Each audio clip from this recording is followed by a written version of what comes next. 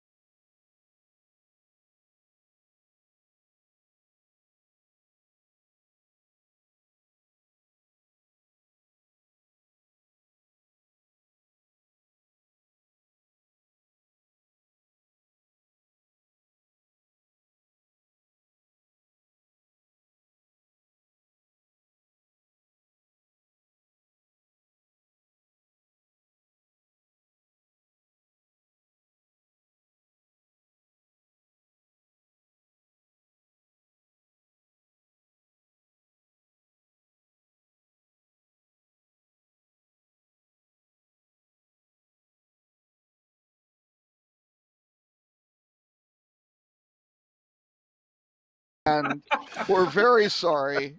And I understand how mistakes can happen, but you guys need to adjust. You need to adjust. Have they never seen the phenomenal, one of my all-time favorite National Change Bank ad, the fake ad, the parody ad that Saturday Night Live did, God, 30 years ago?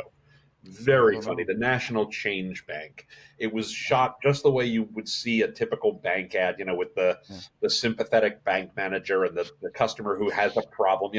I really needed change for the parking meter, but all I had was $1. And then they cut to the teller. I could tell the customer was very upset by this situation, but I was able to give her 4 quarters. And it just goes on in the longest way. And the manager's saying things like, let's say you have $1. We can give you 4 quarters. We can give you 10 dimes. We can give you 20 nickels. Wow. And it goes on. The updated version, the 2019 wait, version, wait, Robert. we can give you three. We can give you 3 quarters. Hold on. Okay, go ahead. You're missing the punchline. So they finally finish. The bank manager, Kevin Nealon, is the bank manager. And he goes, people ask us, how do you make any money doing this? And the answer is simple: sheer volume. Yeah, that's funny. And that business model taken to heart by countless internet startups. Exactly. No, I was going to say now the modern 2019 thing would be, you have $1, we can give you 3 quarters, or whatever, exactly. 6 dimes or something like that. Yeah. That's funny. Can I give you my travel story that is actually, it's a win for technology, and it's where, we're in the business of reducing friction through technology in hospitality. So David and I from Fuel were traveling back from Minnesota. Obviously, we packed up our booth, jumped in an Uber because we didn't know about the light rail, to be honest. That sounds like it would have been a much better decision, but we jumped in an Uber and paid a lot more than $2. But it started raining for the first time in Minneapolis that whole week, and apparently everyone was out on the road and driving slowly and crazy. So what should have been a 25-minute drive took about 55 minutes. And we were planning to get to the airport in enough time to get through, but everyone was delayed. So the check-in line was, well, not the check-in line, the security line was forever. So security line was finally literally get to a gate as it's meant to start boarding, and nothing's happening. It's one of those, you're rushing, you get there and you're like, oh man. And I really feel like these were kindergartners in disguise were on our plane. All the passengers just were acting like children in terms of everyone had a carry-on bag and they didn't have enough room, and they clearly stated that multiple times. You had to tag it. It was going to get checked to the destination. No one wanted to do it. And then they finally started letting people in. and everyone was rolling up to the ticket person without a tag on their bag. And so the ticket person was having to stop everyone. So this boarding process that would normally take 30 minutes took literally over an hour. And then by that time, Charlotte, which is where we were flying to, had told us we had to wait. So we were meant to get to Charlotte with a 49-minute layover, and we ended up landing in Charlotte 5 minutes after our next plane started boarding. And Charlotte Airport, you never land in the same concourse as where you're taking off. So of course. we there's land and we're like, in that okay, airport than it's built to support. Right. So we ended up getting lucky. We were meant to land in C and go to E, which would have been a good mile run, right? But we ended up landing in E to landing in D and going to E. So it wasn't so bad, maybe a half an hour run. So we sprinted, took us about, 5-10 minutes to get there. We were the last people on the plane right before they're shutting the door. So we're sitting there, we're like dripping with sweat, and the AC's not working. It was just like miserable. And I'm like, man, I know there's no way our bags are going to make this, not at all. So I pull up the app, and I don't know if you fly American a lot, but they have the bag tracking things. Every time it's scanned anywhere, you can tell where it is. Literally, Charlotte Airport, from the time we landed and they unloaded the bag to getting the bag on our Myrtle Beach destined plane, was 7.5 minutes. Wow. They got the bags to our plane quicker than we got to the plane. So, but the technology, having that accessible to us, we landed into, it was stressful, but we landed at the right appropriate time. And I didn't have to worry a bit on that plane that my luggage wasn't going to be there because I had that reassurance from the technology. So it ended up being great. And had I not had the app, it would have been a less optimal situation. Well, end result would have been the same, but it would have had a lot more stress had I not had that technology. That's fantastic. So really good. Well, here's what I'd like to do, if you guys don't mind. So we were all in Minneapolis, but I am the only person here who actually did not attend HITEC. I was at ROC. I spoke at ROC. I was in a lot of the sessions and the like. So if it's okay, I'm going to be the moderator for this discussion. Because I really have no opinion on anything because I didn't see anything to speak of, apart from the things I saw at ROC. So, I'm going to start with Lauren. What was the coolest thing you saw at HITEC? The coolest thing that I saw? Oh, you know what? I was slightly disappointed with most things because it's not about whiz bang stuff anymore. And I'm a whiz bang kind of guy. Sure. But I got to say that I saw a strong contingency of on-property softwares like Go Moments and so forth kind of up their game and functionalities that I didn't expect them to have. That being said, it still is underwhelming to many degrees. And the other thing I thought was most exciting was the fact that there was a couple of companies that are trying to create this vertical tech stack arrangement. They're really trying to show how they complete connectivities all the way up the chain. So those, I'm going to have to be soft on my ranting and raving happiness about finding new gadgets and toys because I really didn't see a lot of like boom stuff. It's more like refined stuff. More things are getting refined. So it was evolutionary, not revolutionary from your perspective. Yeah, that's how I would take this. But getting deeper into the customer experience on property. That there's some attempts, of really trying to break down some things a little bit better and make it a little bit smooth. Just to Stuart's point about the neat technology of tracking your bag. Now I'm seeing a little bit more advanced conversations about more less autonomous and more engaged engagement while people are property level, more opportunities for people to engage is one of the things I saw. So yeah, cool, fantastic. Robert, same question. What did you take? Three things. No, I only asked for one, Robert. That's the no. There were three in there, well, the one isn't. The first one I'm going to mention wasn't really tied to the other two, but it was impressive. And this is not pandering to Stuart with Fuel, but Fuel's working with a company called Blue Shift, and Stuart knows I've given him a hard time. I was giving him a hard time in the booth that, I don't know why Blue Shift would work with Fuel, but Blue Shift has some very, very interesting, as far as I can tell, real AI. Now, Stuart said you've got to see this because it's real. It's not just this made up fictional algorithmic sort of thing, but Blue Shift tracks a lot of data points and figures out those correlations and the probabilities of what makes things happen. And I think there are many, many applications for that that will make the fuel product more well-informed and even better for their clients, would be my assessment. Fair, Stuart? I mean, that's very fair. Yeah, I want to get those guys on the show at some point that just explain. You know, we're Really, yeah. essentially Cool. creating a golden record of everything, every interaction you have with the consumer. So not just your demographic information and stay information, but interaction information. Anytime they hit a page on the website or click on an email or do anything with your brand, pick up the phone, anything, pushing that into a single record, and then the AI, like Robert said, is looking for patterns automatically. Machine learning is saying, okay, people get from point A to point B. How do they do that? And it recognizes similarities between different people. And then it kind of short circuits that when it starts seeing the beginning of that pattern happening with someone, it knows how to nudge them faster to the end point. It's really, really slick.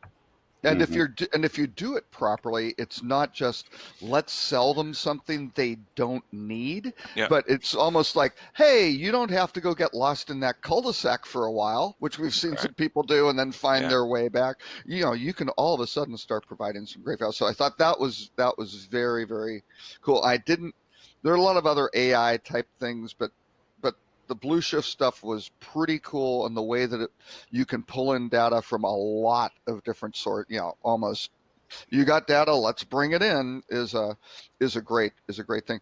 The second one is, I think last year it was kind of the happy sort of thing where, hey, we've got a data stream, kind of the Citizen M with their enterprise service bus saying, this is our data and we're going to bolt services onto it, sort of thing.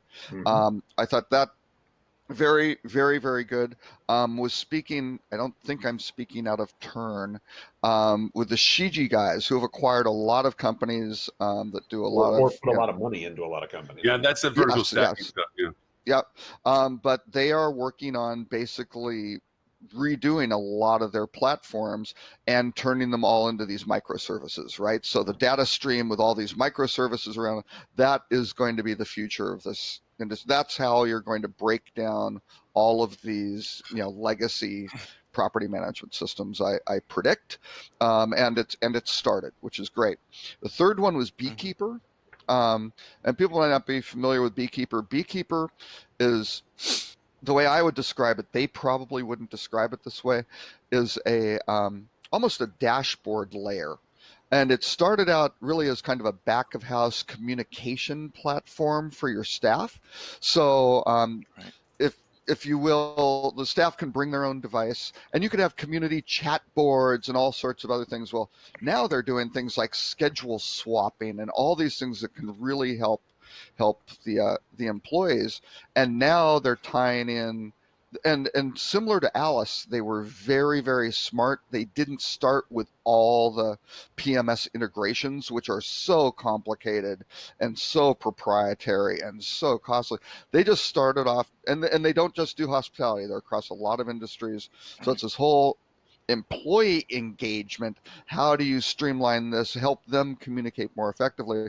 Well, now they're kind of doing this, I'd call it a dashboard layer, and now starting to tap into, there's Kronos for the shift scheduling. Oh, there's the property management system for numbers of arrivals and departures and what's clean and vacant. A lot of that stuff hasn't happened, but you see kind of that level of intelligence, you know, or that level of connectivity across all these different platforms for a bring your own device type thing for employees, with kind of this microservices data layer. And then combine it with like the AI type stuff that Blue Shift's doing with Fuel, and you can then start going, oh yeah, these dots maybe are going to start connecting and get pretty interesting. So that was my takeaway. Just one last time. Oh, Beekeeper. Yeah. They were there last year. They were one of the 20X companies last year. Right. More standings. I spoke with them last year, but they definitely evolved their product a lot in 12 months. Oh yeah, and I talked to their VP of product development, who's out of I think Zurich, and Mhm. and they are across a lot of verticals and things like that. But oh yeah, he's really smart guy, and they're taking a really smart approach to developing these things. And there are examples like emergencies in a Hurricane Irma, right? It's Florida, things are bad. Hotels they're communicating with their staffs. Here's what's going on. Checking with the staffs, are you okay? Right? And they have all sorts of things like, forms where you can send things out, or their read receipts and things like that, direct chat. So a lot of these things, and I've always been a fan of Alice and things like that, which is great because that's just kind of guest communication, ticket tracking, which again, they hate when I describe Alice as a really simple ticket tracker, but that's a huge compliment because they took a really important process, simplified it, and made it work. Well, these guys could do all that stuff, and you don't need. Yes, you could call that service. You don't need their UI that is only specifically, kind of siloed into we're talking to guests and getting the message back of house to the engineering department. This, you can do a lot of very creative things. Again, tacking together all these services you may have from multiple platforms, right? Which could be very, very cool. So anyway, yeah, so it was good. Cool. All right, Stuart, same question. My 10. Okay, so Lauren had 1. Robert had 3, so I got like 7 things. No, I'm just kidding. 10. Go for 10.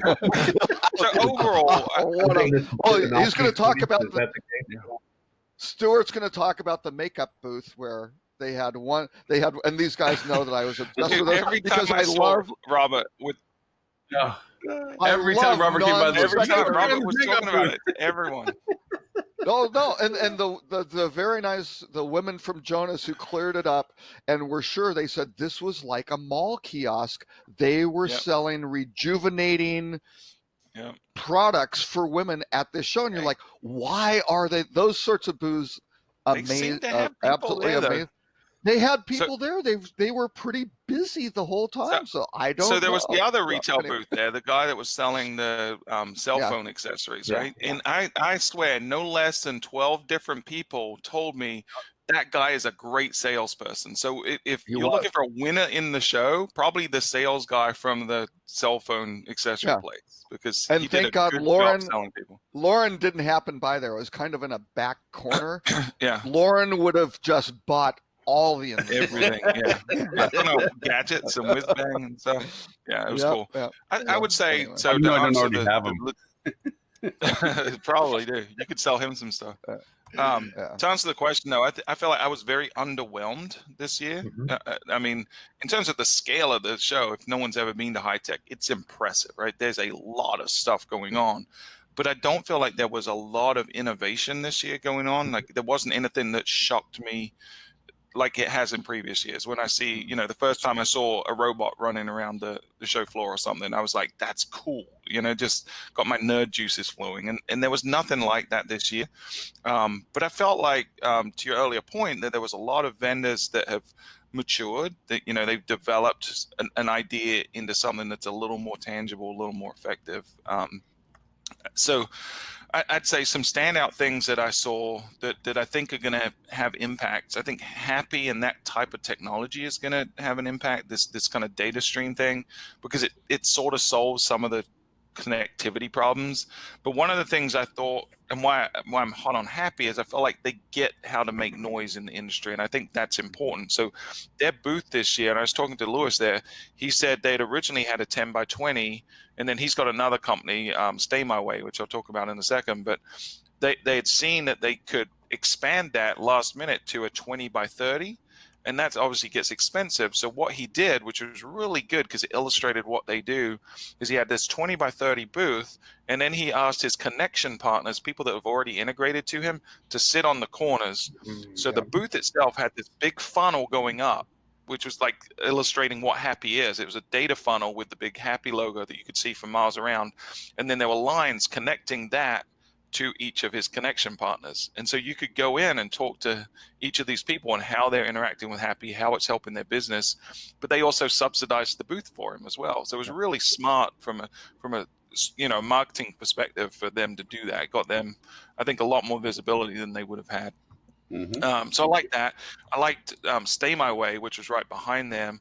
So they're doing something interesting. You know, everyone's looking at keyless entry as a potential investment, and very big potential investment, right? Because if you're using locks that you've got to go replace all of your locks in a 500 unit property, that's a huge capex, right? So they what Stay My Way is doing is they retrofit any key. So it doesn't matter who your manufacturer is.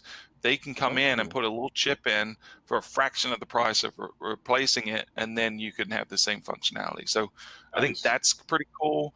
And the other part that they add, so we're working with them, full disclosure, to integrate their locking technology with our app. We've already got Asset Abloy and App Onity, but we're going to add them next.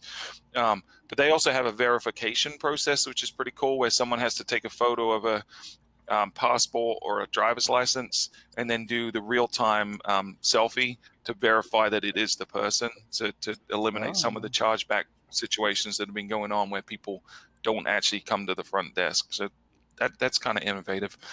And then the other thing that I thought was going to happen before the show, and I did see some of it, probably not as much as I'd like, but I felt like the PMS companies finally are getting it. They're finally understanding that they have been part of the problem of why the hospitality industry is so far behind other industries from a technology standpoint. We integrate with a lot of them. We try to play Switzerland for sure, but our conversations this year changed a lot. We always go around and chat with the people, but this year, folks like Opera and Agilysys, who we integrate with, but we've never really had a partnership with just another vendor. They started trying to ask us about our products and asking about how could we work together? How could they recommend our product? And stuff. Muhammad came from down from the mountain. They asked about you, not just get in the queue, make sure your check clears. Right. Right. And they were talking about specific partnerships. So to the point where sometime maybe next March. So we had folks to come by our booth from one said that Opera sent them. Opera said, "Hey, these guys are doing what you're looking for, and they integrate." These are the droids you're looking for. Never referred anyone to us, right? We had a handful from Springer Miller because we work with Springer Miller pretty tightly. I think there was one from Maestro as well. So PMS companies are saying, "Hey, we understand we can't do everything. We're not a walled garden anymore. We have to work with providers, and these are best-in-class solutions." So that was a pleasant surprise and very good for our business for sure. So yeah, but beyond that, I don't know. It was kind of meh. So, but it's interesting because as you guys were talking, I mean, I heard a few themes emerge because you all talked about similar concepts in there, right? Mm-hmm. This was all very evolutionary versus revolutionary. Sure. We're talking about getting deeper, putting technology deeper into the customer value chain, the guest value chain, making it more seamless, maybe providing greater employee support, putting mobile to use in a practical way on property. The PMSs are getting it. They're looking to connect these things more seamlessly, maybe make for a better guest experience. And it sounds like it's a sign of we're in a maturing vendor space for at least what the current state of tech is, right? I mean, for sure.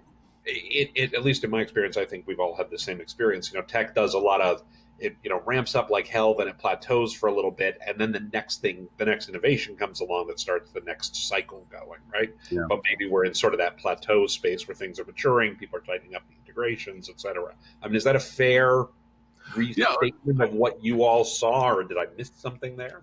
No, I think it is. I think in a strange way, it's a kind of our version of merger. It's that gateway to entry into hospitality to sell something. People are in this new shiny penny fatigue. I mean, there have been, we have all been to high techs where there are rows of one-time onlys that show up, and this is their pitch, this is their thing, and there's 20 flavors of whatever it is that's the hot topic thing, and then next year maybe one survived or none survived or three consolidated or something.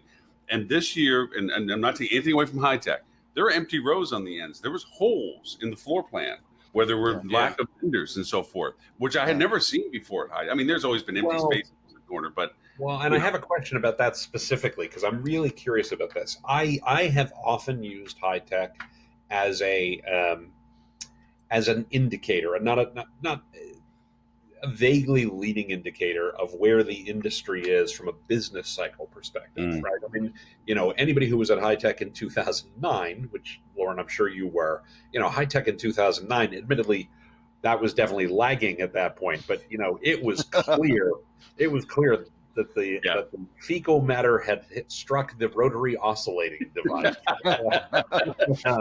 Because that was one of the grimmest trade shows I've ever been to in my entire life. Yeah.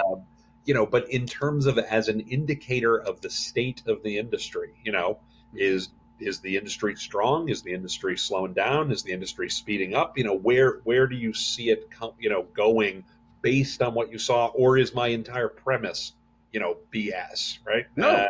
Robert, let's start No, I with think you. it's exactly right. I think in terms of, it wasn't all the booths. Some of them were sadly vacant. And again, I spent a good amount of time, going. I actually made it through the entire floor this year, and between going to meetings back and forth, zigzagging across. There were some that were just auspiciously empty, and others that were busy, like consistently busy. So, and the consistently busy ones are pushing the stuff forward, and I think that's it. And it was weird. There were a couple that Sabre didn't have a booth, and you kind of go, Which that's and I believe they did it. I've They never did it seen rock. that, Pete. I've never seen that happen. They have skipped. They have skipped in previous years, like 2 or maybe 3 or 4 years ago or something like that. I thought they I skipped don't remember one. that. But Yeah, but no, Sabre they didn't have a did booth. You have, by kinda the go, way, full. Just to point that out, they did have a small booth, which, to be Yeah. fair, they were all small booths. They had a small booth at Rock. Right? yeah, they're like tabletop, like little tabletop Correct. type Right. things. So they Yeah. were an exhibitor at Rock, but that's interesting that they were at Rock. Yeah, And not that was interesting. Rate Gain, who's acquired Disco, and they just acquired BCV, all these things, 10 by 10 booth, little small Yeah. 10 by 10 booth. Mhm. And so there was some, the question for me is, oh boy, did they don't see value in the show, probably by, doing this or not, Well, they picked a not, side. not being there. Yeah, I don't know. So Well, those were kind that's of, an those, interesting- well, That's an interesting question. Were people and Stuart, I'm not going to put you on the spot on this one, as somebody who was a vendor at the show. Chime in if you want to, don't chime in if you don't want to. But obviously Rock and High Tech ran concurrently. Was there any indication that people were sliding resources more to the Rock side of the house because they're selling more to the marketing side of the field now as opposed to the IT team? Or is that just, No, I'll tell you flat, because you were there, and I can tell you that the representation in the back of the Hall of Rock was completely different than the representation that most of them weren't at Rock. I mean, they weren't at High Tech. They were they chose Rock. Martech tends to Yeah. shift to Rock these days for sure. Yeah. And I was, when I was on both of them going between that I was talking to some vendors I was seeing walking the floor, and I said, "Where's your booth?" "Oh, I don't have one here." "Oh, well, we chose to do Rock this year." "Oh, Yeah. okay." And then by the same token, I'm seeing some vendors that are at Rock, and I'm like, "Oh, okay. So how's everything going with your thing?" But they normally are a participant in Rock in the back, and so we chose to flip over to High Tech this year and see what happened. We can't do both. Yeah. That was the most common statement. Yeah. We can't do both. We can't field two teams.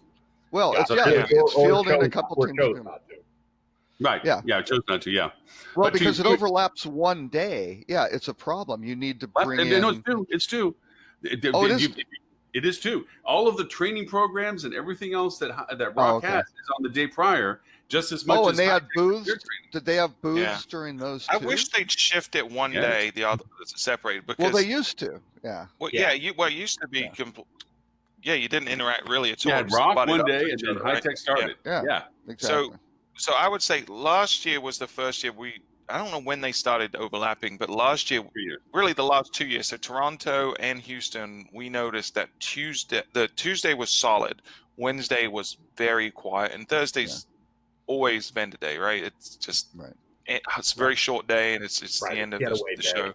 Yeah. Yeah. Right, exactly. So, but this year we didn't notice that, and I think part of that was we did a lot more pre-gaming and setting up appointments and just putting noise out there about what we're doing, and so Yeah. I mean, honestly, Monday for us this year, Tuesday, the first day this year was better than all of Houston combined, all of Toronto combined, Wow. and possibly we got to go back and look, but possibly all of Houston and Toronto combined. Like our Monday, our first day was like great. Part of that is because we had the hottest boob babe in our booth, Lauren Gray. Like by far the draw of the show, right? But did Lauren's security you know. detail? Did the security detail and the groupies, groupies, keep some of the prospective clients away just due to the crowds? By the way, for those of you who've never met Lauren in person, I can't imagine anyone who watches this show who has never met Lauren in person. Lauren is I'm gonna go out on a limb here, is like 6'12" and he's a giant, 40 rock hard muscle. If Lauren Gray needs a security detail, I can only imagine what those guys must look like. Yeah, he's like a black belt in multiple disciplines of Correct. martial arts. Lauren Gray is a security detail all by himself. Yes. But when Lauren US is Secret Carrying Service and Chuck Norris are both in fear of Lauren Gray. Well, they would be, except Lauren has a 400-pound backpack, which does somewhat limit his mobility. So, that's my tortoise shell. I'm a Ninja Turtle. That's my tortoise shell. Hey, literally, he does that for everyone else's protection. Basically, that is Lauren's version of tying one hand behind his back. That's right. Otherwise, it wouldn't be a fair fight. I want to go back to the question. So, Robert, you chimed in. Lauren, state of the industry, your take on it based on what you saw. I do think that it reflects it. I do think historically has reflected this. And I would say that the feeling I got from this show was it was pensive. There was not that new flurry of things, as if there's a lot of companies out there that are saying, hey, I got this new product. People are like, yeah, I'm not going to fund it. Or, you know what? I just don't think even if we stepped into the market now, there's going to be enough market in the future. Everyone's waiting for that other shoe. Everyone's beginning to honestly think that within 24 months, it is going to change for us. And so if for new companies, 24 months is a blink of an eye. And so a lot of things that are coming up. So there is this maturation of current services, plus also too, as with social in our world, more communication has happened within our industry, and there is a groundswell of consistent noise to the PMSs, to the legacy systems that says we're looking at this and we're saying, you know what, you are a causation of our problem. So either you merge up and start doing something, or places like Happy are going to find solutions for us, and we don't need you anymore. We're going to find other ways.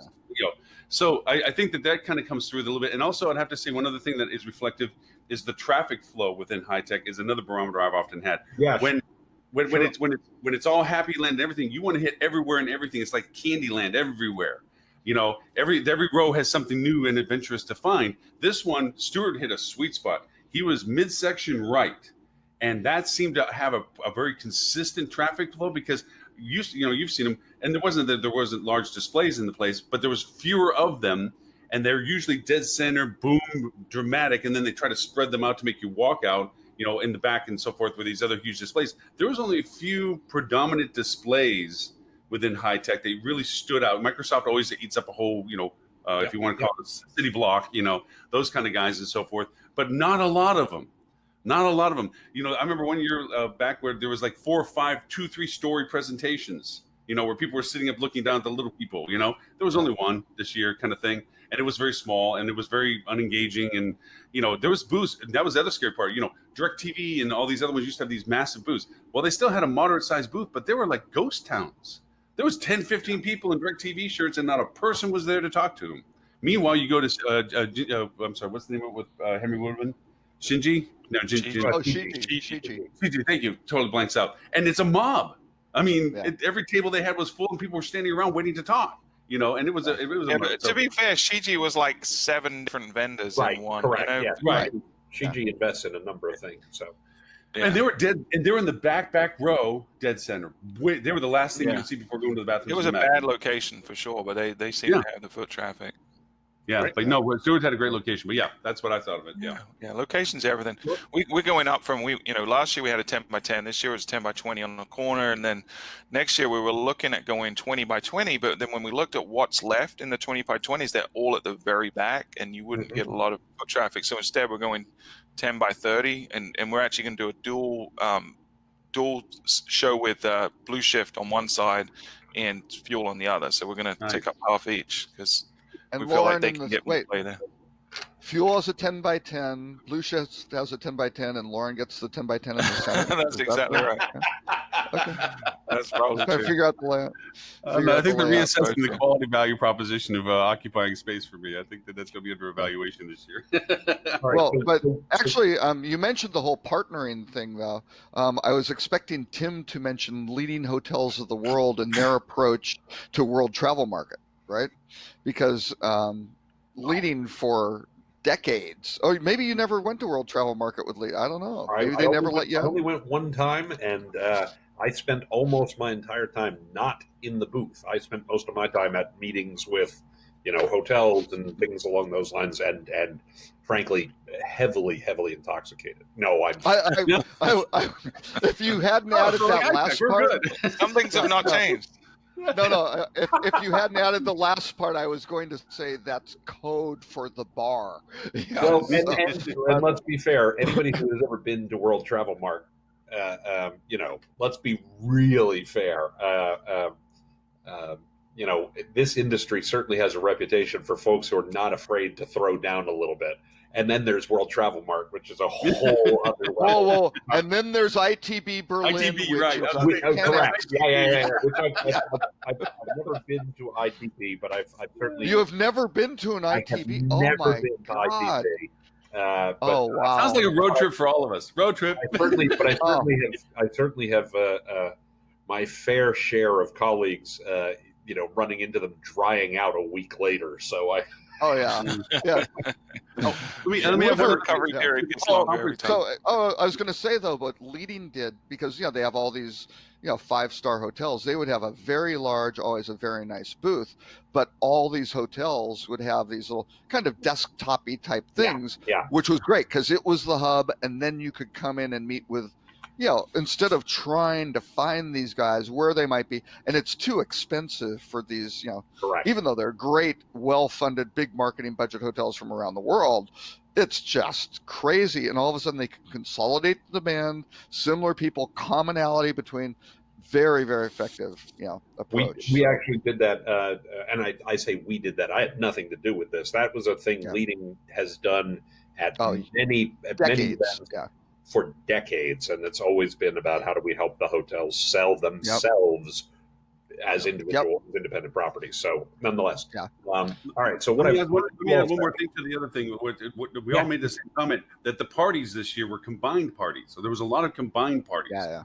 which was Yeah. different. I just want to I make sure think we that's we just all a commented on cost strategy, right? Because you It's- get the same bang for your buck, but the bucks you're spending is a little low. Well, and you don't wind up with an empty party because there are Right, yeah. 17 of them going on at the same time, and people, Right. Yeah. I think I don't know what the average. That would be a very interesting statistic, which I'm sure HFTP doesn't really track because it isn't really their thing. But how many parties did the average person attend? And it was probably maybe 2 a night, Yeah. maybe. Yeah. But again, people aren't hitting 4 and 5 and stuff like that. So they got to For sure. consolidate, I think. So So can I, really quick before we jump to the next question, one comment I want to make on this overall feeling of it was, more of an evolution than a revolution. I think one of the conversations I had a lot at this year's show with hoteliers was the technology in the past that's been there and been bright and shiny has been more of like a single feature than a full product. It's something, you look at folks like TripTease, right? That come out with this rate comparison stuff, got a lot of buzz early on, and people have it, and then but there's a plateau of how effective that is. And there was a lot of bright and shiny stuff in the past that I think people would jump onto and install because it sounded cool. There's a lot of Laurens in this world that just see something shiny and say, "That's really awesome. I need to do that." Without a strategy, right? They spend the money, they deploy technology, and then sit and nothing really happens because they're not putting focus on the plan on how to use it. So we had a lot of conversations this year about, whatever the technology is, you need to approach it from how do I maximize the capabilities of this tool? Right. And how do I do it in a way that improves the customer experience? And we had a big feisty debate on last week's show about chatbots.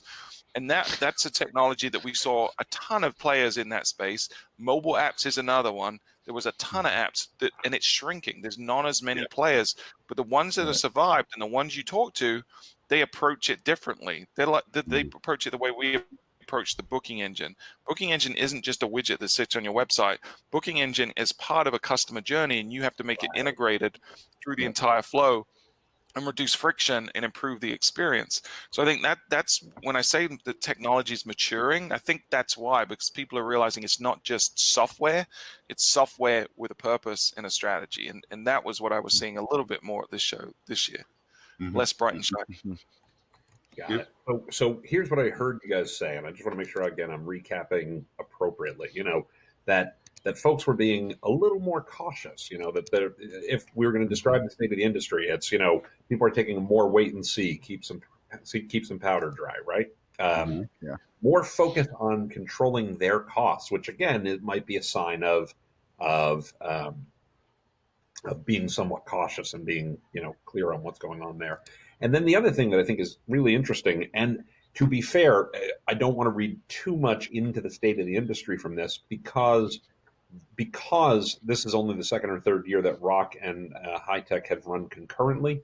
People were, the vendors were making choices about where they exhibited. Now that could be that it was a cost control. It could be that it was, they're being conscious of where the market might go and trying to be smart about it. And it could just be, now we're not going to pay for two different shows because we're going to be talking to the same people twice. Yeah, same audience. Yeah. The same and audience. to be fair, High-Tech is it's not an inexpensive investment, right? Because not only are you securing the space, but the booth, the shipping at the booth, the outrageous prices for the carpets and things like that. I mean, and they'll charge you ridiculous amounts. So there's a lot of people there. I'd probably have 5 different booths borrow. We bought a little $15 hand vacuum because if you don't want mess all over your carpet every day, they'll charge you like $200 a day to just come and vacuum your thing real quick. Right. It's like $50 for a trash can just to have a cardboard box. But there's a lot of like hidden costs, and when you total it all up, I think we looked at getting Wi-Fi. We ended up opting for just a mobile hotspot because the Wi-Fi there is trash because there's so much interference between all the signals. It's always really bad, but it's really expensive. Like if you wanted a dedicated multiple point, really good high bandwidth connection, it was like $15,000 this year. It was stupid money. Julie, what interesting I said for them to have Wi-Fi for their back of the house engagement, not the generic one that they had to pay, that they needed to pay for people to engage with at the show itself, but to have it in the back was $30,000 for them to have a back of the house Wi-Fi. Insane. It's insane. Welcome to the convention center business model. Yeah, but so they rent 42-inch TVs for $500. Okay, so we went to Best Buy and bought a 49-inch for $300. Right. Well, and I don't want to make a prediction that I don't want to get way ahead of the things here because we're probably 3 or 4 years before 5G is really a thing. But I mean that is clearly something that is not sustainable at some point in the not too distant future. It's not going to be next year. It's probably not going to be the year after that. But maybe you get a couple years down the road. And that's not that. Our mobile hotspot was faster than the Wi-Fi there. And it was. It did great. We did some live streaming off of it. Heck of a lot cheaper. Yeah. And for people, just to know that I'm going to be posting them, I did some 360 walkarounds. Just if you want to feel like what it was like to walk around on the floor in the show and stuff like that. And I'll post them up just for people who have not been to High-Tech, just to see, the Disney Wonderland of it all kind of thing. I'll post them up on the show links on this when I get them loaded up so that people can see them. So cool. And I'm sure we're going to want to get at least a couple other topics in, but I have one last question for you, and this is going to be really quick. This is sort of the lightning round question for each of you. Which is, Lauren's going to win the lightning round. That's not fair. By the way, we came up with Lauren's superhero name this week. He is Lightning Rod. Lightning Rod. Lauren used to dance under that name, I thought. Exactly. So, Oh yeah, well, everyone has a stage name, but yeah. I'm waiting for the comic book, Lightning Rod. Exactly. Nonetheless, if you had to sum up, one big takeaway or one thing that people should know about high tech or the meaning of high tech or what you took from high tech. You know, you could pick any one thing, but just one, Robert. That Oh, see, I have two. no, Damn no, it. no, no, but just one thing that people should have as a takeaway. You know, what would it be? What would you tell people they should know because high tech happened? What they should know. Oh, How I would- thought you were going. I thought you were going the direction of why people should go to high tech or not go to high tech. No, I mean you can do that if you like. Well, then I that's didn't know, and so that's I don't kind know of what to that's think. kind of why I had two. The why you should go is not necessarily something. So it's the networking, right? Right. I mean, it's Sure. it's the whole thing. Focusrite conference, same thing. Yes, there's a bunch of content. Focusrite, they live stream it all now, right? All Yeah, the main sections. yeah. So you can get all that stuff, but you can't go walk up and speak with, the CEO of Jonas, the CEO of, OTA Update, the COO for North America of Shein. They're all there. They're accessible, right? And that's great. So I think that's the big one.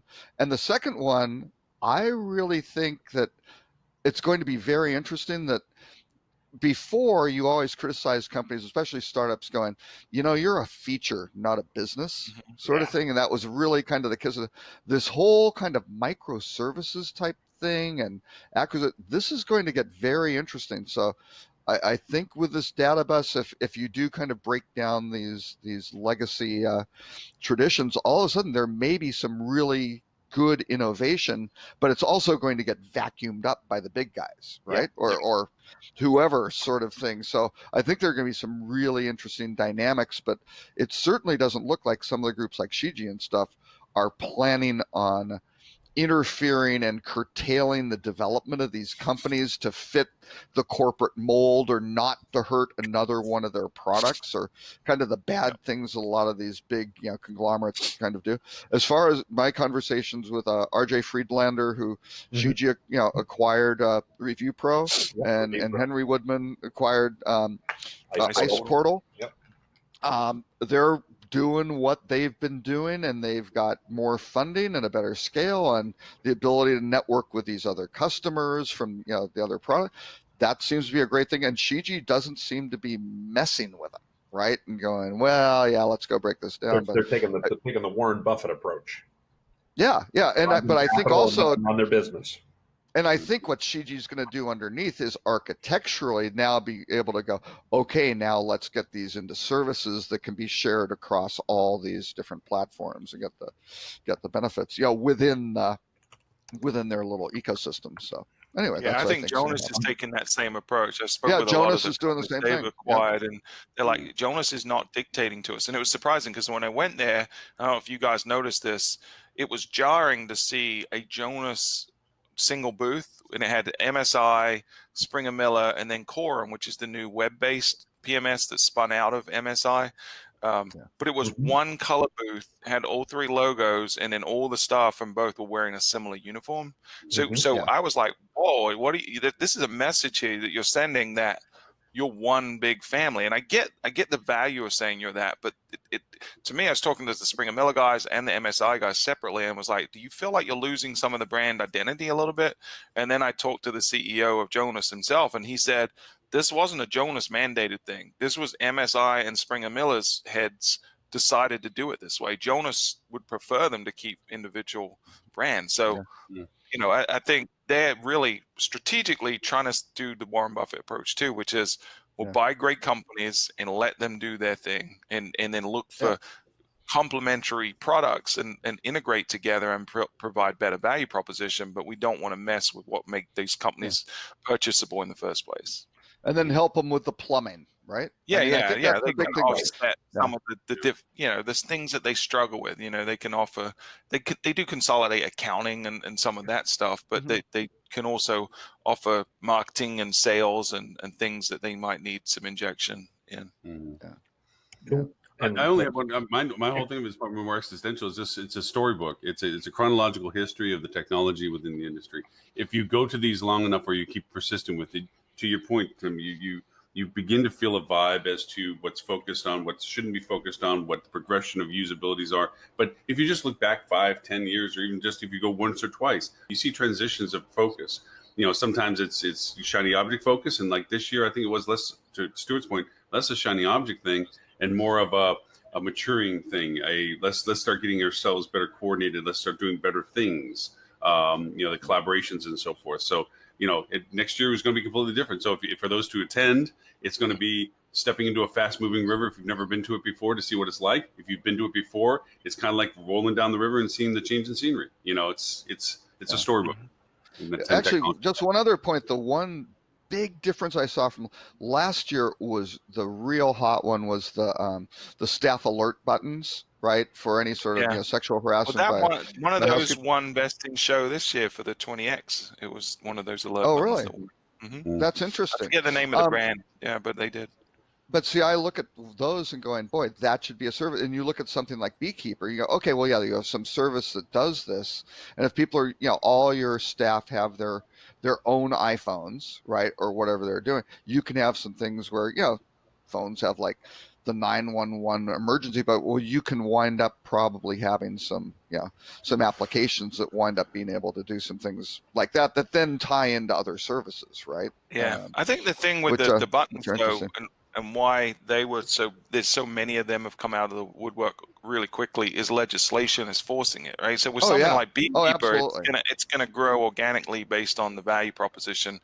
But it's just like when hotels had to do things for ADA compliance, like put in chair lifts. Yeah, they got to do it. Stuff, right? Yeah, they don't have a choice. In certain big markets, they have to have these panic buttons. So there's a lot of vendors that taking advantage of that. The one that won, and I really can't remember the name, I need to look it up, but their solution was really a little unique because they just said, I want to make it as simple and cost effective as possible. We're not going to over engineer this stuff.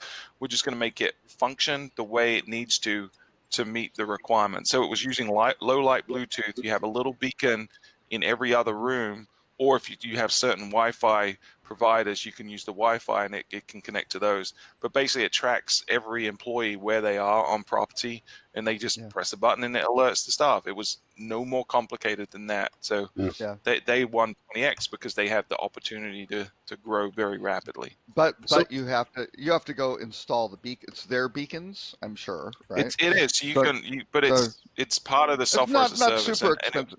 Yeah. Beacons are almost turning generic, though. Beacons are almost turning generic. There's 5 flavors of beacons now you can get. Most of them are intertwined anyway. It was like $6,000 a year or something ridiculous. It was not a big investment. Right. So let's flip things around and go from just to cover up on the rock side and HS message. You were dedicated to being to that, Tim. And I know the content's completely different than attending a conference show. Can I answer the previous question first? Absolutely. Okay. Sorry, so I think, and this is a bit of a downer to leave it on, right? So I think my biggest takeaway is one of concern for the industry, right? So I think it's fair to say that as an industry, from a technology perspective, hospitality is behind a lot of other industries, and we've talked about why that is, and the PMS. The old PMS is being part of that problem, but there are other problems too.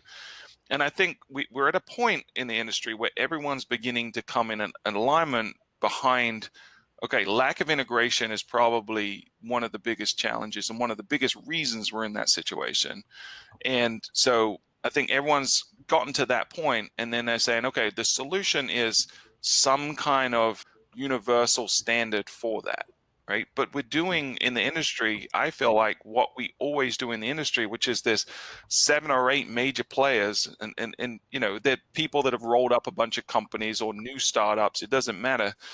But they're all trying to solve the same problem, but they're all trying to solve it in different ways. So we're going to end up trading one set of problems for another set of problems where we're saying there's not a standard, so let's create a standard. But when 20 people are creating a standard, there isn't a standard. So we're going to end up in the same situation where people are boxed in with their technology based on which tech stack they decided to go with first. So I give the industry credit for saying, hey, let's solve it. But I wish it's amazing because this hospitality industry knows each other so well, and yet is so reluctant to work together on a solution. Like if 5 major players came together and said, here's the real, and HT&G, to their credit, tries to do it, but for everyone that's behind HT&G, there's half the people don't want to get behind it, right? So because they want control and they want power.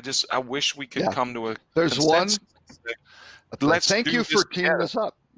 Thank you for teeing me up, Stuart. Okay, so I'm co-chair of the HTNG work group for a unique identifier for each hotel. And simply put, it's a registry. It works like DNS does for IP addresses and websites and things like that.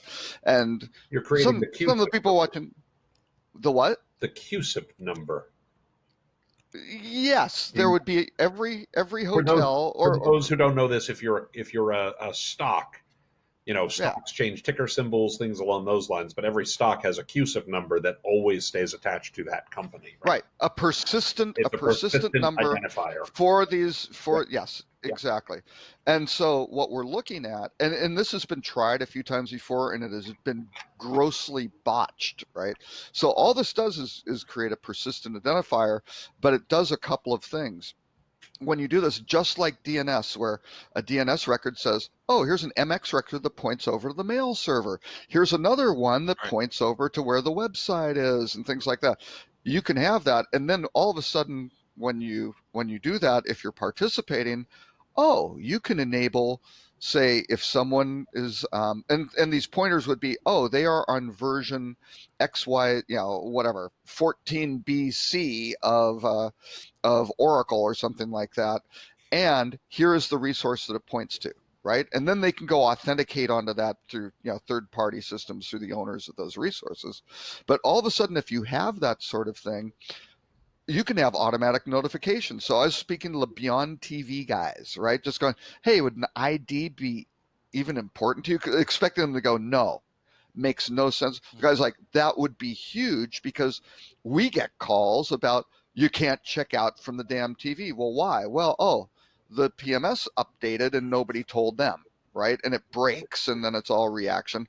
Or the TV service doesn't work because, again, something changed with the PMS or some provider and the version changed and it blew everything away and it was some sort of unintended consequence. Nobody knew that particular deprecated feature drove all the in-room television, which is a bad thing when they can't turn on, right? So how are you going to, right? I think everyone agrees with that. It's probably something that would help the industry, but how are you going to get buy-in from all the PMS companies? Because if you don't, then it doesn't work. We have PMS companies who want to run the whole thing where it's like, no, I'm very sorry. All the PMS companies seem very, very interested in this because this can also facilitate continuity of here's where my stuff is before, like all the POS, all the interfaces they have strung off of there. All of a sudden they can maybe go, oh, that's the stuff they have. We have interfaces to those things. So all of a sudden it can streamline their cutover processes. Plus, when you change brands, the flag change issue is a real big one because some of the stuff stays the same. Some of the stuff that changes may be able to blow away, a bunch of things. So it's the ship of Theseus problem, right? It's Yep.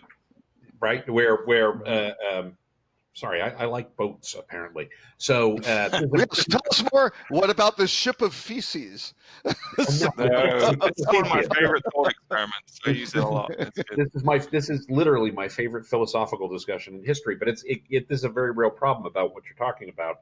Of the idea is there was this dude Theseus in ancient Greece. You could apply this to anything, and he had a boat, and every time he came back from a voyage, they removed some planks from the boat and added new planks. And at what point did it become a new boat? Right? Yeah. Right, and it's the same kind of thing. You reflag, you do whatever you change ownership, you change management companies, you do any of these things. At what point is it a different hotel? Right. Right. Yeah. And this winds up keeping, at least in terms of the tech stack on the back end and distribution on the front end, at least gives it kind of a touchstone that you can do. The interesting things that we're doing, not to speak too far out of turn, is you go, oh my God, you got to go get a number for everybody. That's difficult. That's not really the issue. We can figure out where all these hotels are and pre-assign all the numbers. And I think the laggers, the vendor community, seems to be the ones who are going, we have pain, we have direct cost savings or revenue opportunities by doing this. So we're going to address kind of them first and getting the stuff, and we'll let them use it. And if the hotels decide, oh, we want to stay on the sideline, we don't want to claim our ID and then proactively manage it, that's fine, because the vendor community will all tie into it and be using it on their own. And it's like, that's okay. So I think between some of those, making it a nonprofit where it can't be acquired, and having some things, and just sticking to being a registry as opposed to, hey, we're going to go do, here's services layers and here's a business, and ooh, we'll have a universal cache for distribution. All sorts of folks can go develop off of that. But if you can't do any of that stuff, I think what everybody's kind of concluding, at least in terms of my conversations, and I was running around asking people to punch holes in it, and if they had no value, tell me it's no value. My feelings won't get hurt. Let's figure out reality here. They all said, you can't do any of this other stuff if you don't have this consistent ID. You need something to tether these things to, and that's why you've had all these fiefdoms. So I'm feeling, actually coming out of it, I'm feeling more optimistic than going in. And again, I've been kind of maybe 60% optimistic, knowing there are a lot of landmines. But boy, the conversations with the tech guys going, tech is not the issue. We can do the technology. That's not. It's standards. Zero. Standards is the issue. Well, and HTNG has a ton of standards, and Open Travel has a bunch of standards, Right. but they're all optional. But they're all optional. And no they're one uses all them. optional. Right. Oh well, no, on the These distribution are never. side, These are. Yeah. I mean, Yeah. They're if not. I can There's- make a bold there's statement, schemas- these are never there's schemers and technology checkers. problems. This is a people No, problem. for sure. This is a People consistency problem. Right. This is an operations problem. So- Operations Well- in the sense of people following the standards. right? Yeah, and here's the problem, right? We integrate with works tons- really well. So we integrate with tons of PMSs or just different vendors that use the HTNG standard, but then it's like, well, we do, but then we found that this is a better way to do it for us. So it's like a quasi version of Right, the right. standard. What they So had before, kind of defeats right? the And purpose.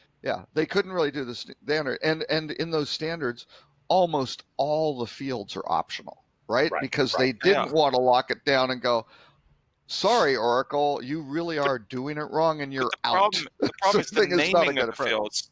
The labeling itself is a Right. problem because every PMS has a different nomenclature. Like what Absolutely. they call a rate code is different in every PMS. Like how they refer Absolutely. to packages is So- different. So what we were thinking is, if you have a unique, this unique ID is for the hotels, but then all of a sudden, if you start having this ecosystem where you start mapping the version and the the pointer, the URI, where they can get those resources for the API, there will naturally then be the ability to start mapping out, here's how it maps the standard, and here are the fields that we have, and it translates from this and this, and you wind up using pointers and translators. Now, is that 100%?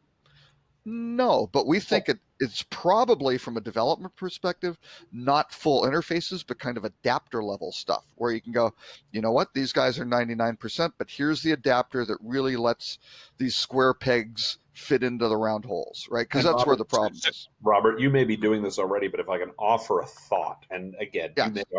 you may already be onto this, but I would follow the Internet Engineering Task Force model of Absolutely. rough consensus and running code. Yeah, absolutely.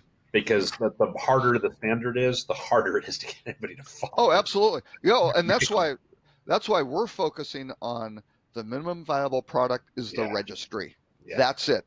Build the freaking registry, get it working, let people use it, right? And let the partners go in and say, and if some big hotel company looks at this brand particularly and goes, oh, that might help people get away from us, as opposed to, well, wouldn't that help people come onto your brand easier? I mean, it's a kind of a two-way street. I think a lot of this gets masked in fundamental business weaknesses, right? The ones who are afraid of this is you may have a problem with your product and your strategy has been vendor lock-in, right? Which has been the PMS, that's been the business model for decades. So I think that does it. And same with the PMS vendors, the ones who go, we don't want to do it, we're afraid of it. I was not running into those guys. They seem to be embracing it, which was more than I expected. I expected more fear and loathing and things like that. So, but we'll see. I mean, I So- don't think it's the it's the magic wand that all of a sudden you've got rainbow pooping unicorn sort of thing once you do this. That should be This the title is of this week's episode, by the way.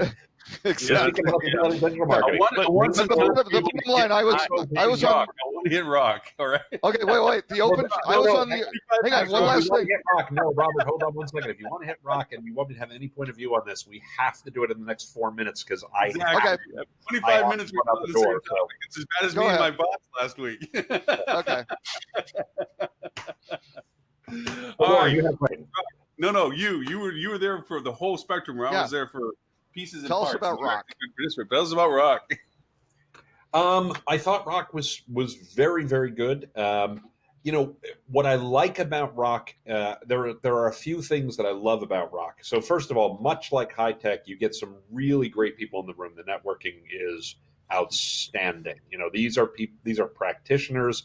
These are people who live it all day, every day.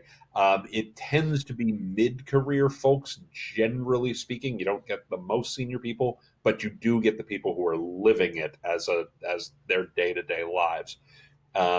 As you might imagine, as a show dedicated to revenue management professionals, it is exceedingly practical, and I mean that as in the best possible way. It's not very abstract. It's not, let's talk theory. It is, here's how you drive more revenue to your hotels. Here's how you maximize yield. Here's how you work practically across the silos within your organization to be more effective at what you do. What I would love to see at Rock, what I found missing was I saw a number of presentations that were very clear on, here's how we at this hotel make money, which was great. I would love to see a little more counterpoint of, we have this very fee heavy approach. We think fees are really, not a good idea. Battle it out, right? Like, let's have some discussion about strategically, how do we think about, how we price and how we charge and how we demonstrate value to the guest in a more holistic way, where there'd be more dialogue and debate about that. So I think it's a great conference. I think there's great people in the room. The networking is spectacular. The insights in terms of how you do it all day, every day is phenomenal. I would also like to see it add more. Let's talk, and I realize I can be a little philosophical, I can be a little theoretical, but a little more discussion of how this fits into the bigger picture than what I saw, right? To be fair, there were a couple of very good presentations that did go in that direction. I just didn't think there were enough of those, Our good friend of the show, Dan Waxman, did a great presentation about, how marketing and rev management can work together more effectively, which I thought was very, very good. I heard the closing keynote was really top drawer. I wasn't there, but yeah, it was. I heard it was awesome. Tim, did you see it? I don't know. I did not see it. No. Oh, okay. Tim was giving it. That's why. So, No, I was not the closing keynote. Let's be very fair. I'm sorry. These were I thought you were the last. I was the person to last speak. speaker, but these were Okay. lightning round presentations. This was the Ketchu. I don't know how you say the word. It's a format where you do 20 slides. Each slide auto advances after 20 seconds. So it is a 6-minute, 40-second presentation. And the slide goes whether you're ready or not. So you need to be concise. You need to make your point within the 20 seconds you have for each slide. I want to see Robert try that. There's no way in hell.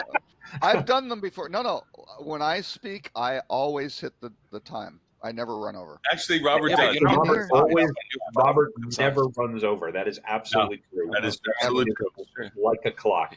He just There's- presets an hour. for his talk. The content may be correct. No, and I complete everything that I was going to speak on. Also, I cover all the slides in the assigned period because I kind of rehearsed before, which I asked Tim if he rehearsed. He said that that was a problem with Rock earlier, where when they did those things, people were getting up Oh, there yeah, and not yeah. having and it was Yeah, you can ugly. practice. You Actually, I'll tell you what. cannot. I'll tell you what. If I can give, I think I'm an okay presenter, and if I can give one bit of presentation skills advice to anybody watching the show, if you do anything like this, or even if you don't do this format, stop using speaker notes on your slides. Yeah. Because if you're relying on reading from the script while the slide is on screen, you're screwed if the slide goes away for any reason whatsoever. Yeah. The slide should be Yeah. there to support what you're saying and help you remember what it is you want to say, but don't Yeah. be reading at any point. There was one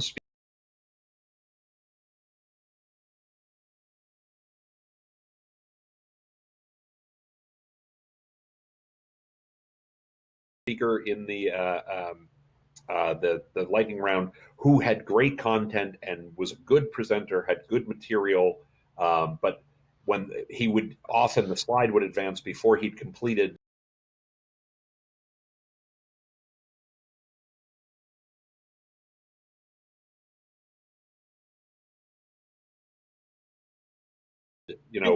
speaking the notes. He wasn't reading, he was just using the notes to get him through what he wanted to say. And when the slide advanced, he would find himself suddenly going, crap, I don't know how to transition this out. He wasn't hearing what he was saying. He was only saying what he was saying. Yeah. Well, yeah, and so that's something that just as a presentation skills, don't rely on the notes being there. Know your material. Know how you're going to get through it. But it was fun. Yeah. I thought it was a very good show. Lots of good people there. Really smart folks. Yes. Lots of really, really good, practical, usable advice and tips and techniques and things like that. So I highly, highly, highly recommend it. I would also, if I would add one thing that can make it a stronger show, I'd love to see more discussion of why do we price the way we price and how do we show value to our guests in a way Absolutely. that's a little broader, right? I'd love to see that from a vendor perspective.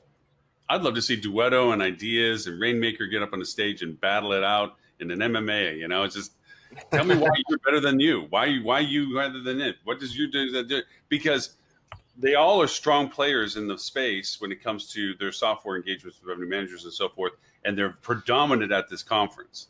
I mean, they know their market. Sure. They know their market. I'm not going to be negative about anything. They know their market. Well played that they're there.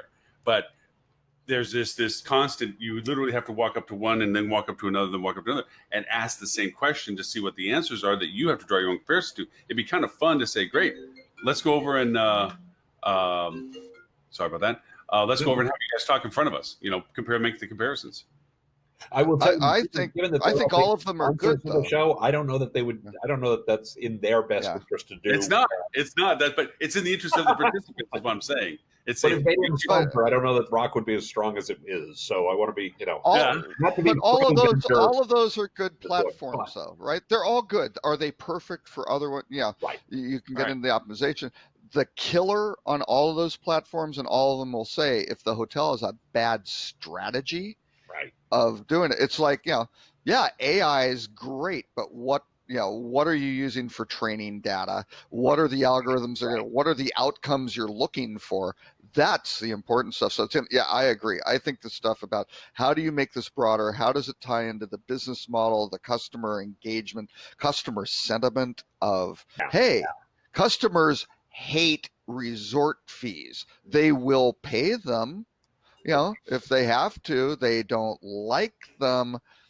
Okay, is that okay? Is that not okay? And how do you do a lot of these?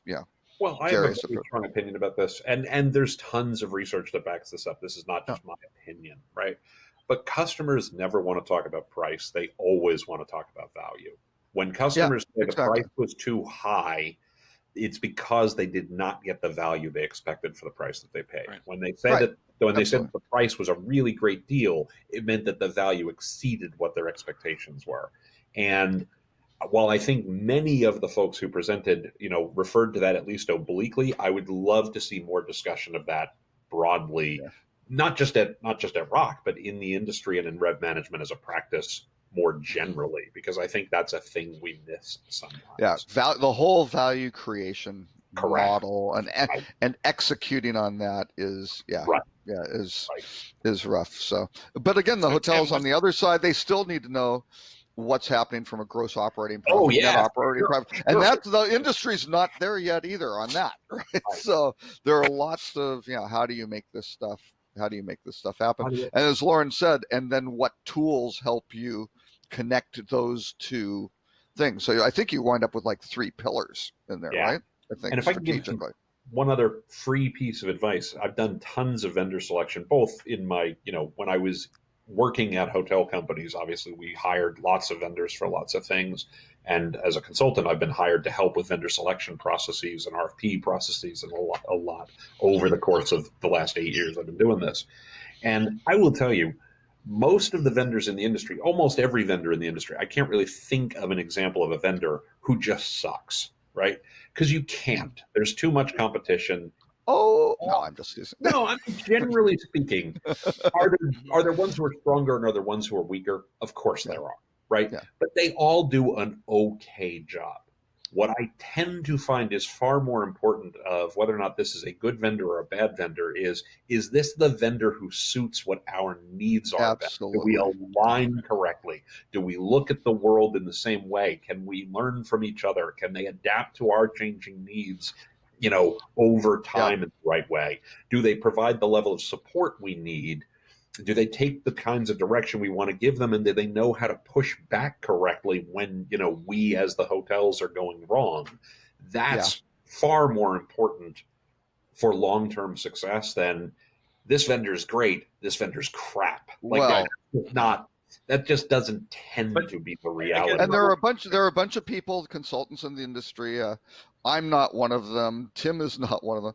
That their product is, we'll do requests for proposals for you. And God knows if you're a PMS, you get a 400-page document, which is like every feature marketing. Let me introduce you to people who do that.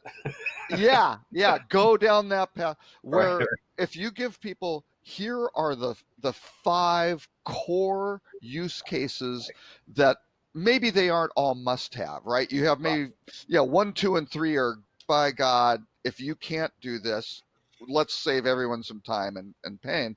4 and 5, and maybe 5's the future one of like, that's on our roadmap. We got to get there. And the best thing is if they can't do it, how do you have a discussion?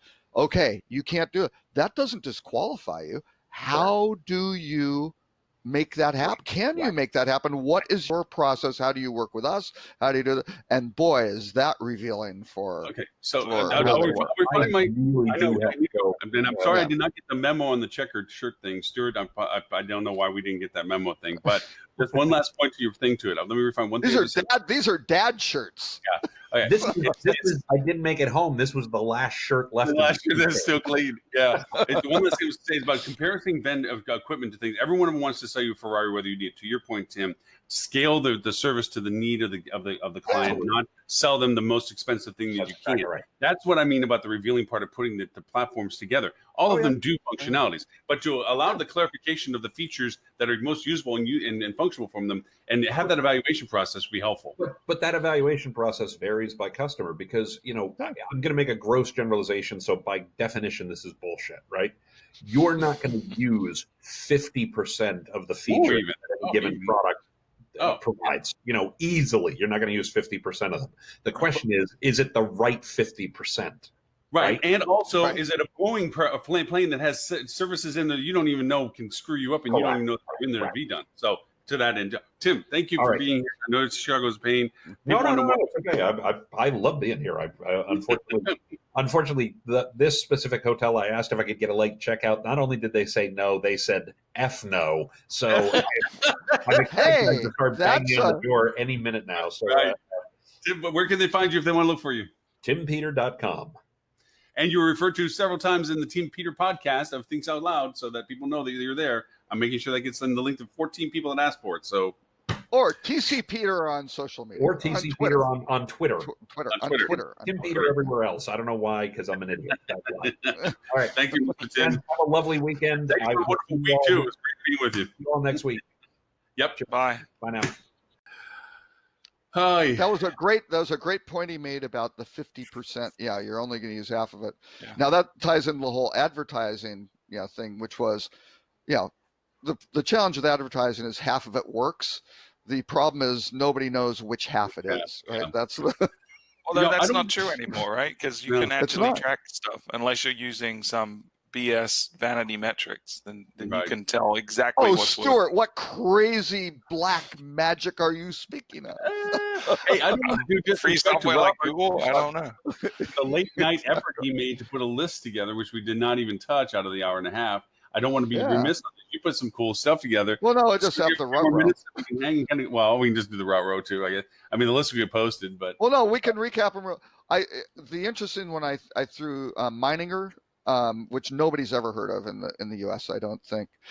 They are a combination hostel kind of hotel type thing. My daughter stayed in one in Amsterdam.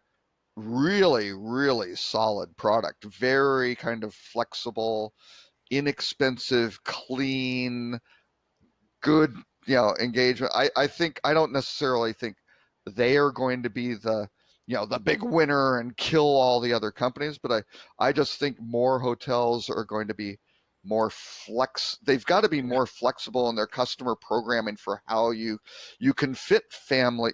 Ed's not on, he always talks about the great family rooms and things like that, but building 40 family rooms that in the middle of the week don't get used, how do you manage, or Citizen M, they only have one kind of room, they aren't really suited to family. How you figure out all that stuff and what you are where it's flexible, I think is huge, and these guys do that really well for one segment of the market, was why I kind of threw them. And that's a segment through that's them. really big in Europe. That Mhm. type Oh of yeah. accommodation is very popular in Europe. Yeah, and it should be in the U.S., which was the second one, which is Oyo. And we've talked a lot about Oyo on the show, and I know people are getting tired of it, but they're putting in $300 million into the U.S. And where are they targeting? They're all center city, downtown markets where they're New York, San Francisco's, which will be very interesting to see how they make that happen. Right. And I don't know, maybe they won't be successful. I mean, that is a tall order, but it will be very, very interesting to see, how they do that. So, what were other ones?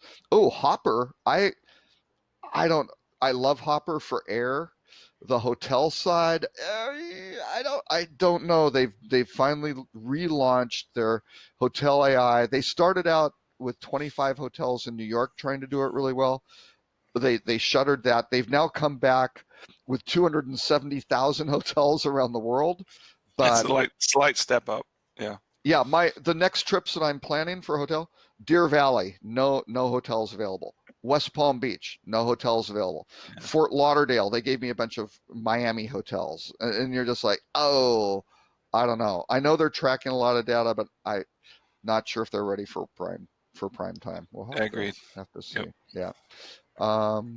What else? Oh, Facebook's cryptocurrency. That's interesting. Yeah. The only thing I thought was really interesting, Booking Holdings is one of, I think the only travel firm that was one of their launch partners, their inaugural partners. So Yeah. we'll see. That could We'll be be interesting. spending Libra before too long for everything. It'll replace the dollar as the currency for the international currency. Which is You're buying barrels really, of oil in Libra before too long. yeah, the company that's having trouble deciding if they should really moderate privacy or content, things like that, is now going to be handling a currency. Yeah. So not only What do they could- know what- everything about you, they know everything about you and what you buy now. So good. Yeah, and control the currency that you use to buy. Yeah. Yeah. So what could go wrong? Oh, Nothing. But there's nothing Yeah. going to stop it because people No. prefer convenience over Yeah. privacy every time. Unless they're Ed. yes. That's right. We have not talked about Mary Meeker's internet trends, and they were a Right. couple weeks out because I didn't put it on last week because I hadn't read them. And Yeah, I haven't I read them did- yet either. Yeah, maybe we shall hit those next week. That Could be a whole that's show, always an really. interesting. That could be a Yeah. whole show. Yeah. And there was an article on the 7 types of artificial intelligence, which I thought was really, really kind of interesting for people just trying to get clarity on here's how this stuff works, kind of, because again, it's kind of thrown around as AI, but there's some nuance in there, and this doesn't go into the real deep weeds of it, but I thought it broke it out, really pretty nicely. There was a really deep, geeky propeller head article on age-related ADR premiums, and that isn't meaning that people charge me a different rate than Stuart. But sorry, Lauren, you're kind of in that middle ground who may not be getting targeted in that. But this is the age of the hotel, and the newer hotels, get higher ADRs than older hotels. But how does that apply by chain scale? Pretty interesting stuff. I think mostly for a lot of hotels to figure out, hey, this is kind of a benchmark, and here are kind of the, am I pushing water uphill? Not that it's not possible by doing great service and, having a great property, but these are kind of trends where people like newer, more modern stuff. And now that brings us to the rut row. Ta-da. Yeah, don't say that you can't get to a public beach would be a good statement to make. Yeah. The Ritz-Carlton Half Moon Bay is a great hotel. It has been there for a long time, and boy, let me tell you, their core business is all these, Silicon Valley, internet folks. People love it, and when they got built, one of the considerations was you had to provide access to the public beach, and let's just say the management of the Ritz-Carlton didn't want any of that riffraff hanging around their hotel, right? Which the Hawaii hotels run into this all the time, because in many cases you can't recondition the beach and go build stuff or rebuild the beach, and B, it has to be a public beach. And so, this same thing, except Ritz-Carlton had a little problem, $1.6 million fine. So good for the city or the jurisdiction. If you're building the hotel with a contingency that you have to provide public access, guess what? Maybe you should stand by your commitments. And if you don't, you should get punched. They were issued with penalties in 2004, 2007, and 2011. And I think the local jurisdiction learned that, hey, 4th time's a charm. Maybe if the penalty includes some pain, or it's a material, then maybe that'll get their attention. So, okay, so or maybe it just becomes a tax that they just charge them every year, and they keep paying it because it's worth it to them to pay the fine. Yeah, pay the fine. Yeah, well, and that's a problem with like the Facebook and Google stuff. When they misbehave, these things are so big. They go, well, that's $3 billion. You go, well, how many days of cash flow is that? Yeah. And they can look at it and go, okay, mosquito. Okay, yeah. Or it's a cost of doing business. I have a very important question to ask Stuart. So, what is your impression now of curds, cheese curds? I have a can-do attitude towards cheese curds. They were delicious. Yeah, I mean they are. Okay, wait, Stuart. Is there any sort of food that you do not have a can-do attitude toward? There's really not. So, well, sort of. So when I was dating a girl when I was 16 or 17, and went to the family's house for Sunday lunch, and the mom was saying, is there any food you don't like? And I was like, no, absolutely. I like all food. I'm non-discriminatory when it comes to food. I've even eaten haggis, and I enjoy haggis too. So you enjoy haggis. Did you know what haggis was before you ate it? That is a big factor. Okay. For sure. So she pressed me on this, like there has to be a food that you don't like. So at the time, arbitrarily, I kind of thought about, well, what are some foods that I like less than other foods? And I just said corned beef. I don't know why. So for the longest time, I told people that I don't like corned beef. Like that's the only food I refuse to eat. But it's really not true, because recently someone put a plate of food in front of me which had corned beef, and I chowed it down. So no, literally any food. I'm a human garbage disposal. Yep. To the point where in primary school in England, we had school lunches, and you were only allowed like to go up one time and get the lunch, and then you go back and get your dessert. And I would always do that. The lunch ladies pretty soon learned that I have a bottomless pit. And so whenever there was a bunch of stuff left at the end, they would secretly call me up, and they just dump it all on my plate. And I would have like 5 or 6 desserts some days, to the point where the lunch ladies came to my parents as I was graduating from primary school and going to high school.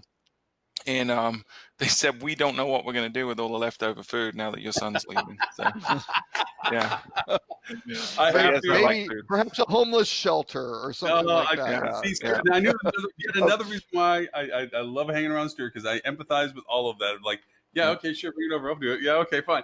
You know, I never took food dares. I'm not like drink a bottle of ketchup kind of stuff. But I'll try. If I've never had it, I think it's unfair to say I don't like it if I haven't tried it. Yeah.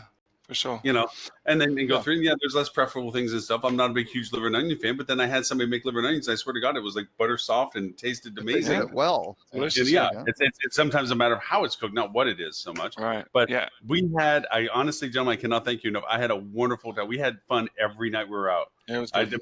I mean, I know you had to put up with me in my backpack, but we got to learn a lot of things about you guys, so it was good. Well, it was the fire marshal coming in, having us move taking 3 of us to move the backpack so it would not be blocking exits and things. Yeah, but wait, what was Thor's hammer's name again? I forget.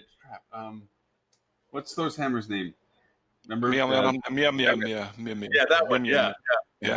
Mirror something or other. That's what it was like. It's like I had everything because I had the whole studio kit in there, which I did not need at HSMI, which pissed me off that I had to carry it around all day for no usage. I should have actually come back to your booth, Stuart, and set up the lights and everything. Just gave you the stuff and said, "Here, run your own lives." You know, it was fun. Look, we rearranged the booth and put our products in that spot, and it worked fine. Here's the concept. Thank you for Coat check. They will accept if you can lift it over the counter. You might have to go around and help them place it somewhere. But they could drag it to a corner and give you a tag, and then they hold it. And at the end of the day, you give them your number back, and they I had to do cameras. I had to have something to carry around to anyways. But it was interesting. There's a lot more contrast between the shows by far. But the city was fun. Minneapolis was fun. We got to walk around everywhere. I love Minneapolis. I've never been there before. I will not go in the winter just because it gets stupid cold. But I really enjoy. Everything's underground, and and there are connections, sky bridges, so you can stay inside. Yeah, I did see the sky bridge and stuff. Yeah. But it was really you neat. can get around very most clean, of it. Very friendly. Every person in the hospitality industry that I interacted with was super warm and friendly, and engaging. So it's a great city. I would recommend anyone that hasn't been there to visit for sure. And they have probably the most common sense light rail you have ever seen. You can go the big demand generators are the Mall of America, the airport, the stadium where the Vikings play, the state or the arena where the Timberwolves play, Target Field where the Twins play. The light rail connects all those, and that's one line. That is one line that you can go from the Mall of America all the way to Lowe's, and then they have another line that goes and connects the University of Minnesota and goes out and connects to St. Paul, some suburbs over to St. Paul. So you can go from, City Hall in St. Paul to City Hall of Minneapolis, get to the airport, all these things, and you go, makes it 2 lines. That's it. Yeah, and that's really smartly laid out. And I was surprised how well it was laid out. Yeah. The city itself, everything was within walking distance. I didn't take an Uber one time I was there. I walked from my hotel to the convention to every restaurant that anyone had said, hey, let's go there. All the ball stadiums were right there. A bunch of people went to the baseball game while they were there and saw that mammoth 17-inning game, and they walked there and back. It was crazy how close everything was. Really neat. And the Nicolay Mall, where you have lots of restaurants, they really shut down a lot of the traffic and things like that. And that's the part that it's hard to convey to organizers of events, and I'm saying this more directly to Bob at HSMAI, that's still will always be the value proposition of attendance, is the networking and the stories and the engagements you get there. And no matter how much you may broadcast your product, Focusrite made a brilliant decision by saying, here's the content. You're not getting the networking. Here's the content. And $4,000 to attend the Focusrite conference, and they live stream the presentations, right? I mean, Wow. Because, Yeah, you can see all that, and it's interesting, but you aren't sitting there being able to ask, whatever, Right. a And, CEO of a major group, what's going on. as nice as Rock was, it was in a beautiful venue. They gave plenty of ample space. There was a lot the venue booths in the back. I think they got that down to a fine science now and stuff. They even on the closing sessions like Tim was presenting on and stuff, there's 2 bottles of wine and a bucket of beers at each of the tables because they got That figured it was out. People like drinking while at the tail end of the project without, rushing the bars. There was only 2 bars at the back end of it after this program was over, and they were light used because people had their wine and their beer the whole time anyway. Right. Yeah. So and they do smart things. All that doesn't happen if you're watching it from TV screen. But what does happen is all the people that couldn't justify the $600 or $500 to go there because they weren't of a certain status or report or title level or whatever, but the content would, as Tim pointed out, was incredibly functionally useful, could watch and observe and get the content and be and justify that maybe that's a missing piece to a puzzle or a reason to push why they want to attend next year. It actually is it's an enhancer, not a diminisher. Yeah. Well, yeah, because the cost isn't just the registration; it's the airfare and the hotel, and the hotels were not cheap. Yeah, Diane having to maybe eat and things like that. Yeah, it's a commitment for these companies to send folks there. So, Robert, I think you need to do a sidebar business for conferences of how to book your hotel room effectively and sell the service saying, hey, for $20, I'll find you a room. yeah, that's not enough. Oh, I believe you'd find enough rooms really fast and it'd probably be a pretty big moneymaker for you. Yeah, exactly. Yeah. Yeah, that's a whole area of the whole booking, the group booking, closed group scenario, which that area has to change radically. It's just there's so much friction. It's just so bad. Yep. Robert, are you going to start posting your list that you make for us each week on your site? At some point, yes, but I need to redo my site, and I don't quite have the same developer resources that say Stuart might. Is there a question in there somewhere? Since I'm in, no, there's no question. No, I am an idiot. I am on WordPress, and I masochistically enjoy figuring out how all this crap, how the plumbing works, right? Painfully and he's always so. left with spare parts when he's done. That he didn't start with. Yeah. So yeah, I'm working on a new website, but I still have work to do on it. So with something like your site, I would assume it's pretty much a brochure site, right? There's not a lot of complex functionality. There is not a lot of complex functionality. So why not go with one of these simpler platforms like a Squarespace or something like that? It'll look way prettier, quicker. Did you miss the masochistic tendency in him? Yeah, Exactly. I mean, you would lose the nerdy value of, this is a new plugin I want to use, and how does it work? But it would get you deployed quicker. Yeah, no, I realize because I was on I can't remember the names of all of the different I was an early adopter. Well, actually, I'm on Genesis now, and what was the one before that was the big one? The frameworks. Yeah, so I've been a big kind of framework guy, but anyway. Yeah. Well, we used to make our own, but we've recently switched to Genesis as well. It's just solid. It takes a lot of the legwork out of it, and it's robust, and you're not going to run into the challenges. So if you are on WordPress, I would definitely say pick a good framework like that for sure. Yeah, and Genesis it's pretty good. Yeah, it's good. It's got a lot of support, and it's owned by WP Engine now. So if you use WP Engine to host, it's just blazing fast. It's good. I think that was the key because they were kind of losing it a little bit in terms of development and things like that. That it was getting rough for them, and I think with the WP Engine to integrate those because again, tweaking some of the stuff between the hosting capabilities and people using Cloudflare and layered caching, which winds up screwing up all sorts of things. I've learned about all that myself of what can go wrong and really. Yeah, isn't that great? But it is interesting. WP Engine is kind of taking over the world when it comes to this because and part of the key element is their customer support is so solid. It's really good. Yeah. Well, and the other one is Avada. Avada, I think a lot of folks are using that's just more of a theme that has a lot of Yep. flexibility. Yeah, sort it of does. thing. That seems to be taking over the world, as well. So yeah, Yep. so I figure WP Engine at some point will. I don't know who owns Avada if they're freestanding. I would think they would try to buy Avada at some point. Yeah. But anyway, who knows? Gentlemen, it has been a pleasure the whole week. To say that we had some fun times together is an understatement for me. I absolutely loved the opportunity to go and hang out. It sounded funny. It's like we were laughing about it over dinner, over drinks, over dinner, whatever. It's a lot like we do with the show. It's like, okay, it's everywhere. Point here, point there. I Talk feel here, like talk some there. of our dinners were more structured than the show. Actually, probably right. And that was more alcohol involved too. Yeah. Maybe we need to take your take like you do your podcast. Let's start drinking before this show, because after all, you can't claim that you've been drinking. Oh all day. dear! Oh no! Wait, no, wait, no, no. whoa. What? You guys aren't drinking before this show? I was about to say, you can't Whoops. claim you have been drinking all day if you didn't start in the morning. It's just a rule. That's Yeah. Stuart had assumed everyone was really just loaded when That was the only he had explanation. no idea. I mean, he had really? no idea. Yeah. wow. Whole new light. Now I know you guys are sober. It's like, huh? Oh man! Wow. Really? They're sober? How? Yeah.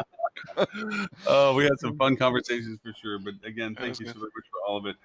Stuart, if you want to know more about Field Travel's podcast and everything about Field Travel, where can they go, sir? Yeah, the mothership is fueltravel.com. You can find out all about our cool products, and our podcast is fueltravel.com/podcast, which incidentally, we had a handful of people stop by the booth saying how much they love the podcast, which was great. And I missed a couple of them, but one of them was a professor.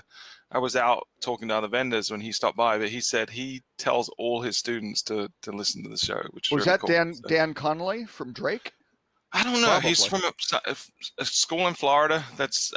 Someone Oh, gave no. me his card. I haven't looked at it, but I'm going to follow up with him at some point. Nice. But That's it, great. yeah, it was really kind of cool to hear that people are actually listening and getting value out of it. It motivates us to keep going for sure. So yeah, fueltravel.com/podcast, or just if you search for hotel marketing anywhere you get a podcast, you'll find us right at the top. So Nice. And Or you're the gonna- guy has figured out, or I was going to say, or he figured out from a curriculum that his Monday afternoon class, he just turns on the podcast, there you go. sits back. Yeah, we Drinks should a little start charging. Yeah. Yeah. Well, you're going to get another 14 at least that I know of, because I have to send out a bevy of emails to this morning of people that in Dan Waxman's presentation about the convergence, somebody asked, where are some resources? Yeah. And Dan looks at me when I'm in the front row and he goes, "Just help me here." And I'm like, so I rattled off your podcast, Tim's obviously, and stuff. And they were like, really? And so these people literally came over with cards. Can you send me the links? Can you send me the links? It's like, so you're going to get a bunch of, because I'm sending an email that's going to include your link to the podcast as well. So I appreciate what- they're it. hungry for it. They're hungry for it. What CPC are you charging, Stuart, for that? It is 0, but the ROI on that is tremendous. So.